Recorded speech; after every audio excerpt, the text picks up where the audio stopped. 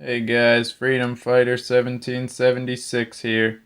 Um, it's been a little while since I've made a video to post to YouTube.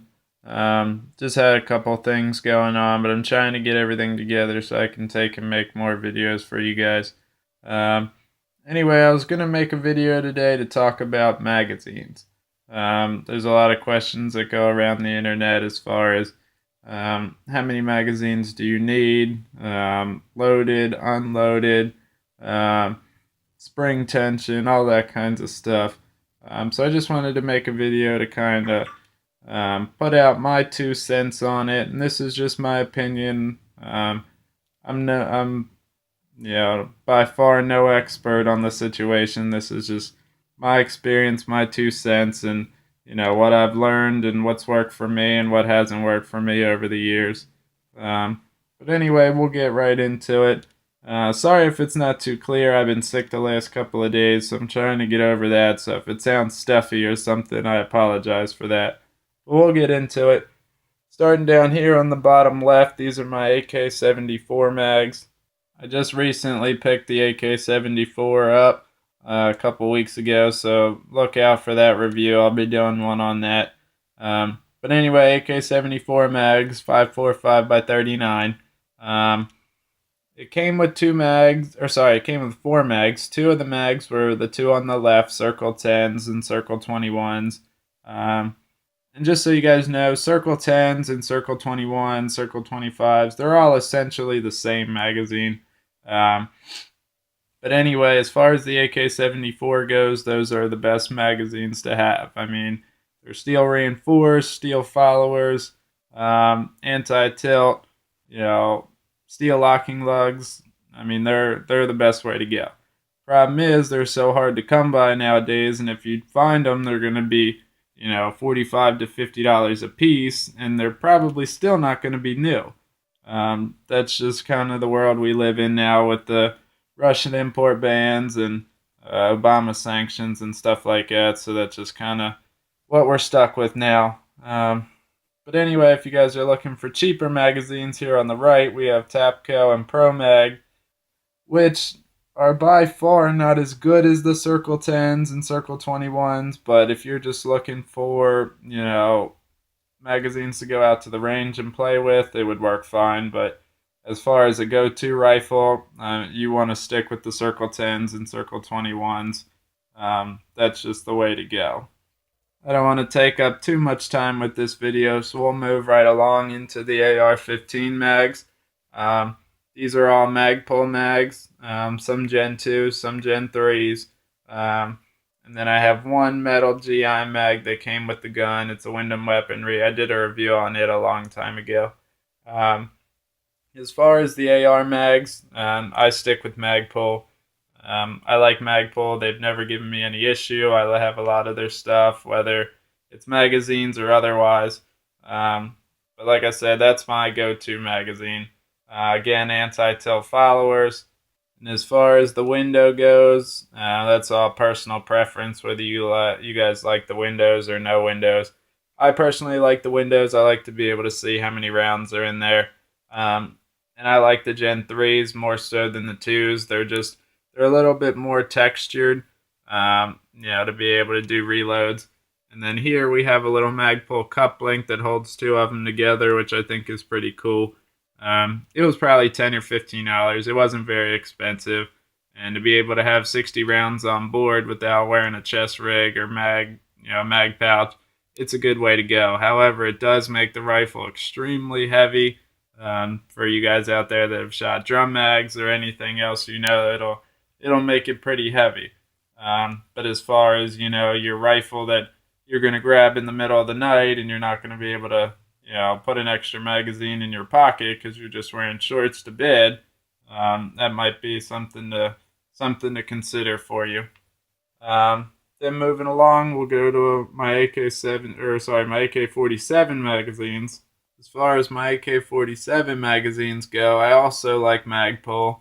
The only downfall to the Magpul AK-47 mags in 7.62 by 39 is they don't have the steel locking lugs, which from what I hear through the grapevine, Magpul's making a Gen 2 of these where it will have steel locking lugs, so I'm definitely looking forward to that. And when they come out, those are the ones you want to grab.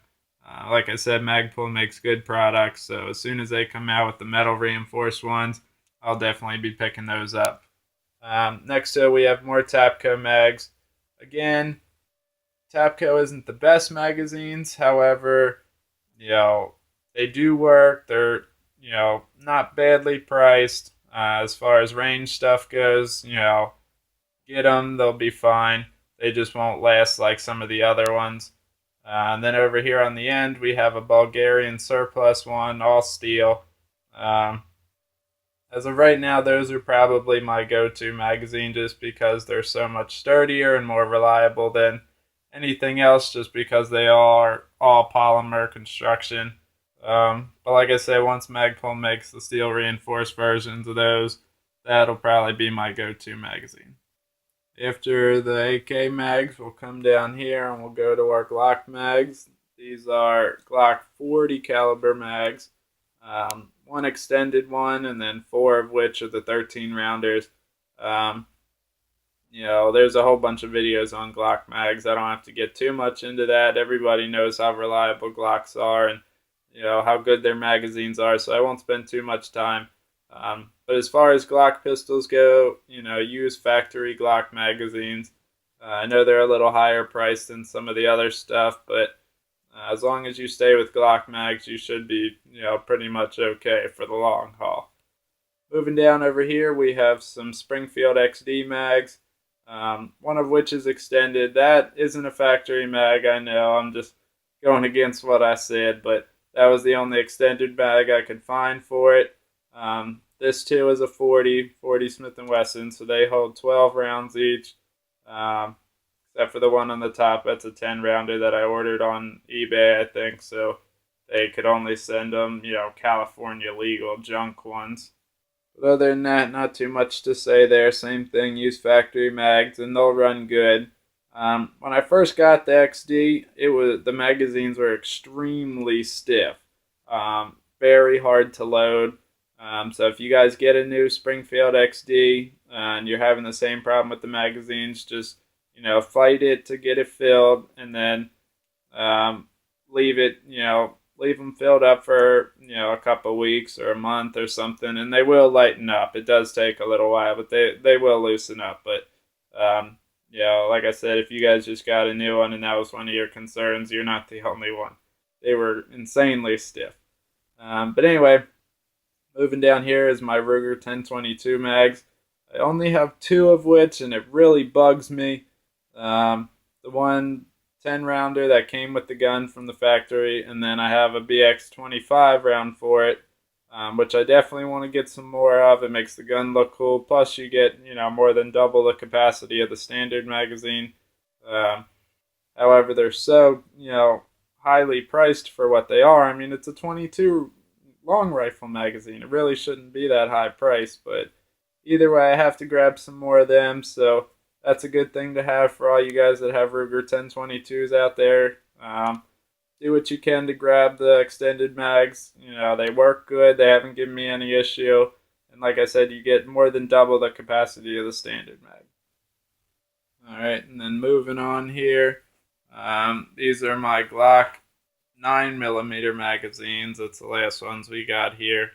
2 of the Glock 33 round mags, some Glock 17 mags, and then some Glock 19 mags. Same deal. Everybody knows Glock reliability.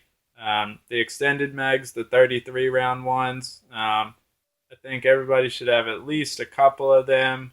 I know they're high price for what they are too, but in some sort of magazine ban or anything like that, they're going to be worth their weight in gold, I'm telling you.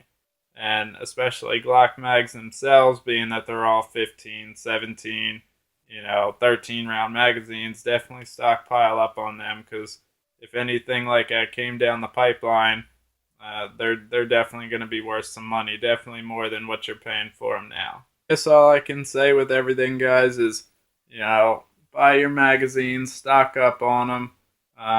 every time you go to the gun store or wherever you're going, or a gun show or trade show or whatever, grab one here, grab one there, and then eventually you'll have a big stockpile of them.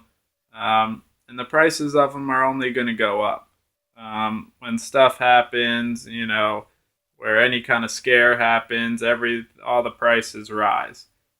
So definitely now's the time to grab them. They're not totally outrageous on price, especially as far as AR mags go. That's one thing you can definitely stock up on.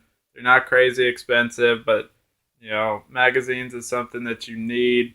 Without the magazines or the ammo, I mean, that $1,000 gun that you just bought is essentially as good as a baseball bat. I mean, it doesn't do any good without any ammo or magazines. As far as how many magazines do you need, I say at least 10 magazines per rifle. And, I like to say at least 6 magazines per handgun. Um, you know, that's just my opinion. I have to get some more Ruger mags, some more Glock 40 caliber mags, definitely some more AK-74 mags, but I did just get that one, so that's my excuse for that anyway. Um, but magazines are definitely something you need, so at least 10 per rifle, 6 per handgun.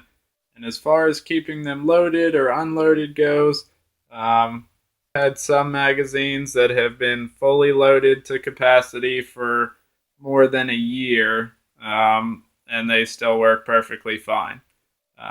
So I don't think that it could ever, damage it. Like I said, I'm no expert, but in my personal experience, I haven't had any magazine failures or worn out any magazine springs to where they wouldn't work in the gun, wouldn't unlock the slide open just because I left them loaded. Um, so, it's up to you guys what you want to do. That's just my opinion. And as far as, your go-to rifle or your go-to handgun, I say keep at least 4 or 5 magazines per rifle loaded, and then tuck the rest of them away somewhere in a bug out bag or a range bag or whatever. That way, if you are worried about magazine spring tension, at least that way you'll still have new ones. And if something bad were to come down the pipeline, then you could eventually sell them if you wanted to, trade them if you wanted to, and you'll definitely get your money back for them. But other than that, guys, I think that's all I wanted to cover. If you guys have any questions, comments, you can post them. I'll have some more videos coming for you guys soon now that I got some time and stuff worked out. I'll be doing some more reviews on the new guns. But anyway, be safe, have a good time. And remember, it's your right to own firearms and your right to defend yourself. And the only way they can take that right away from you is if you let them. Freedom Fighter 1776, signing off.